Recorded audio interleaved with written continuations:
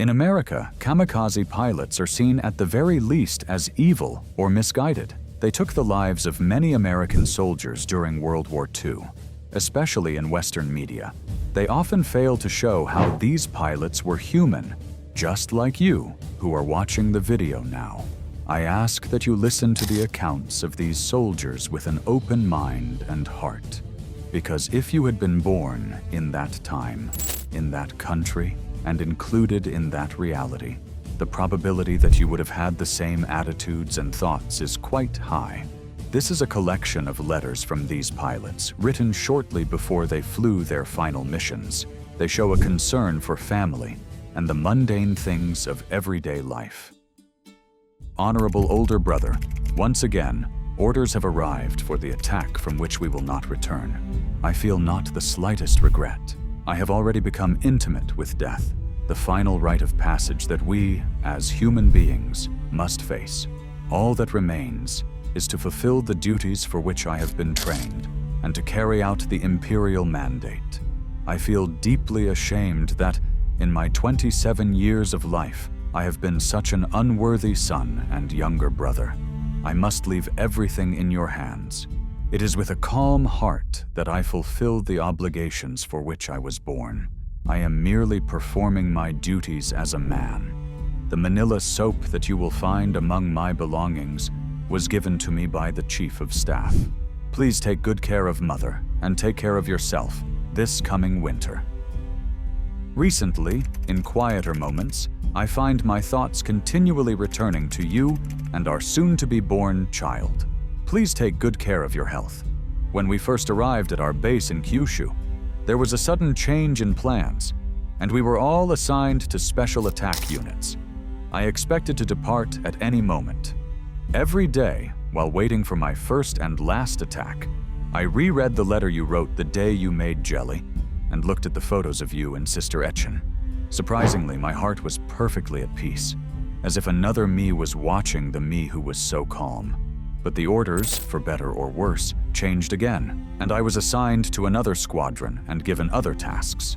We carried out 2 raids on Okinawa. The first was completed without incident, and I returned without doing anything particularly heroic. Mr. Hagiwara, who visited us the other day, asked about you.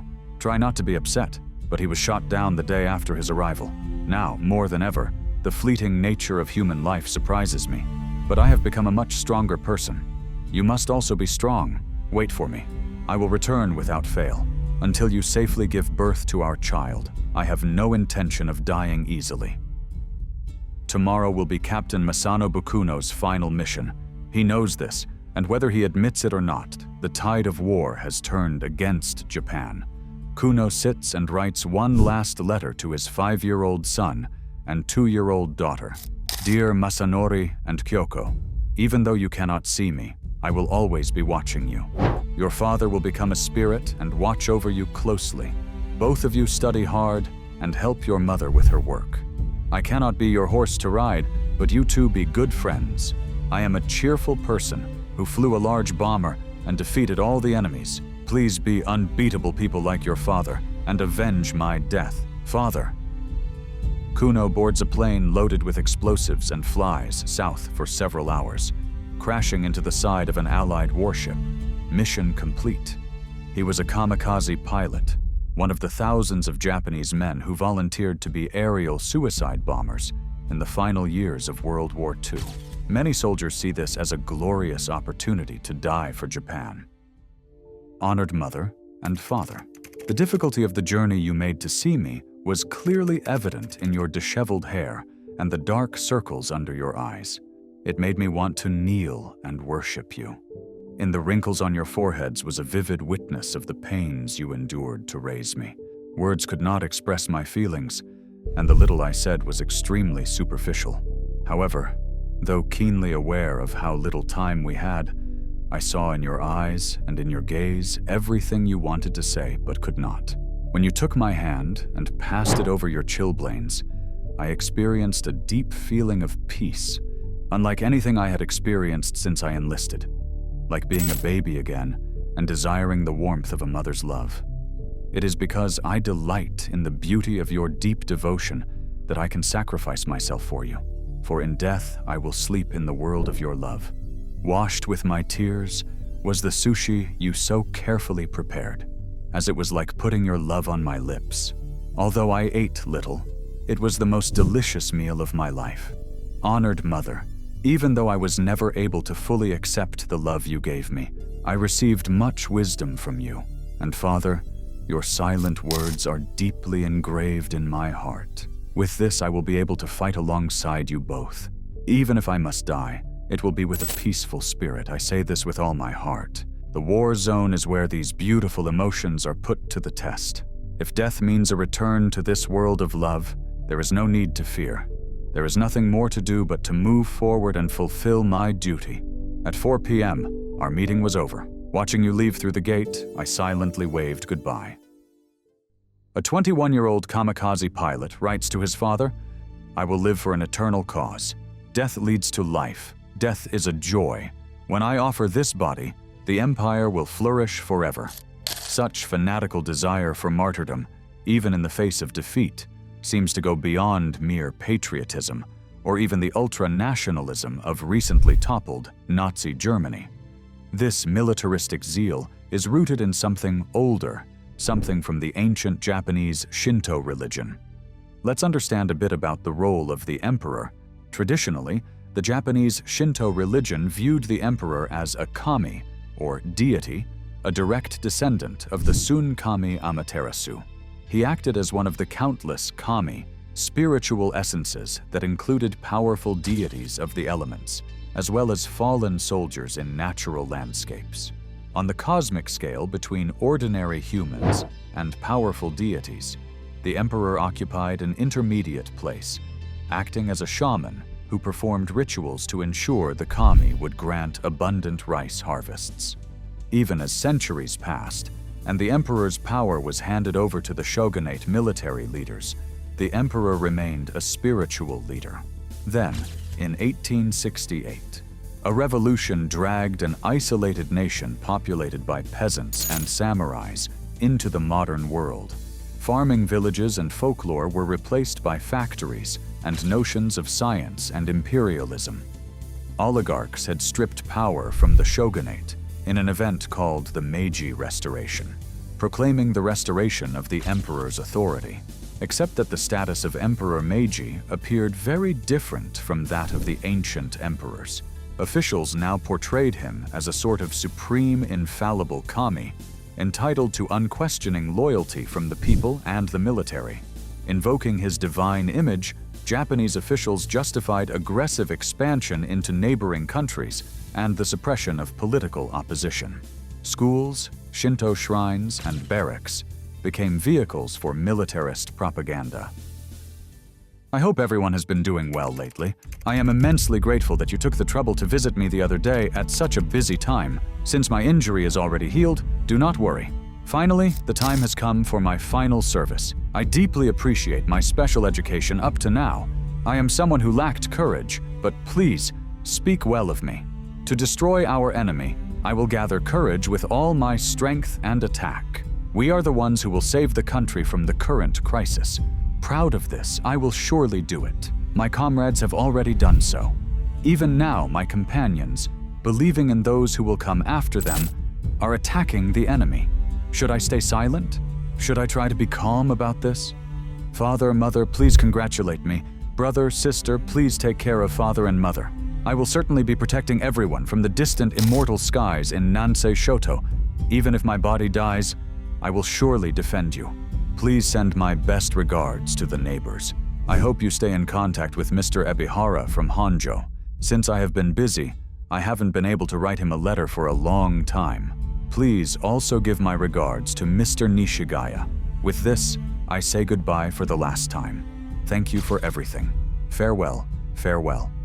Dear mother and father, brother and sister, end of autumn. The backyard must be full of the songs of insects, as it is every year at this time. My heart is overflowing with memories of the many nights we spent talking together. I suppose you are all a little worried about how I am doing. During my visit home in May, Sister told me, since you enlisted, Mother has been placing meals before your photograph. She stopped drinking tea, and every night she visits the shrine to pray for you. I was so moved that I could not thank her. Mother really wore herself out at the farewell party the night before my departure to join my unit. She was so busy preparing for my departure that she did not sleep at all the night before. And on my rising sun flag, she wrote, "Happily awaiting a son who will return." Whenever I can, I contemplate those 4 noble characters for the nourishment they give my soul. The fighting has become extremely intense, and there is no guarantee of my safe return. The image of all those poor school children and everyone else singing war songs and waving a sea of flags as we departed for the front is indelibly engraved in my mind. I firmly believe in the benevolence of the Emperor and our parents. Mother seems to be getting weaker by the day. Brother and sister, you will have to give her the love that I cannot. Please forgive my impiety. I pray for everyone's continued good health. The 3 photo albums I sent the other day are keepsakes for brother and sister. Please do not worry about me. When you hear of my death, be happy for me, for I will have achieved my ambition. Goodbye. With the start of World War II, Emperor Hirohito, or Emperor Showa, ascends the throne. His regime promotes an ironic mission to liberate Asian nations from Western imperial control and instead bring them under Japanese imperial control. Like Western imperialism, the occupation comes with racial overtones, suggesting that the Japanese, divinely favored, have the right to rule over other Asians. Any supposed racial solidarity here does little to prevent the frequent massacre of native civilians and prisoners of war by the Japanese army, as well as the widespread use of sex slaves and human experimentation. Japanese soldiers follow the ancient samurai code of ethics, Bushido, but with a nationalist twist. Commanders pressure soldiers with the idea that one must not fear death, that it is the highest honor to die for the emperor and a shame to surrender. Soldiers like Kumataro Kubota embrace these ideas. While invading the Philippines, he writes, "Death on the battlefield is the most respectable possession one can hope for. The dead warrior becomes the son of the emperor and a kami. It is when the empire begins to collapse that spiritual devotion becomes dangerous for Japan itself, as one reveals to his American captors after the war. The Japanese believed until the very end that, through spiritual means, they could fight on equal footing with you. We believed that our spiritual confidence and victory would balance any scientific advantages, and we had no intention of giving up the fight. However, there is a problem when broadly asking what the Japanese believe, because for any ideals the Japanese government professes, indoctrination and censorship are imperfect. It is in a diary where Kubota exalts the glory of a noble death on one page, but laments the death of a brother in arms on another. It is here that he expresses sorrow when ordered to execute 3,000 Filipino prisoners of war who resisted the Japanese occupation. Likewise, letters home show skepticism toward the imperial agenda, even among the supposedly fanatical kamikaze pilots. A 23-year-old young man writes to his father, "While in the army, I discovered the meaning of existence, where a person obtains a place to die. Still, I was not able to think that military life, where I had to repress myself until the end, was a pleasant world to live in. As for the views on life and death that I obtained several times from Lieutenant Okubo, I feel that although they may seem penetrating, he said nothing but military superficialities. In the 23 years since I was born, there was also a way of thinking that was my own. But I will not express it, since now it is useless. Even now, I feel sadness in my heart for some politicians who deceive the majority of the nation's people, who are honest." He obeys orders and kills himself in a kamikaze attack shortly after. Thank you very much for your audience. May God bless you all. A big hug, and see you soon.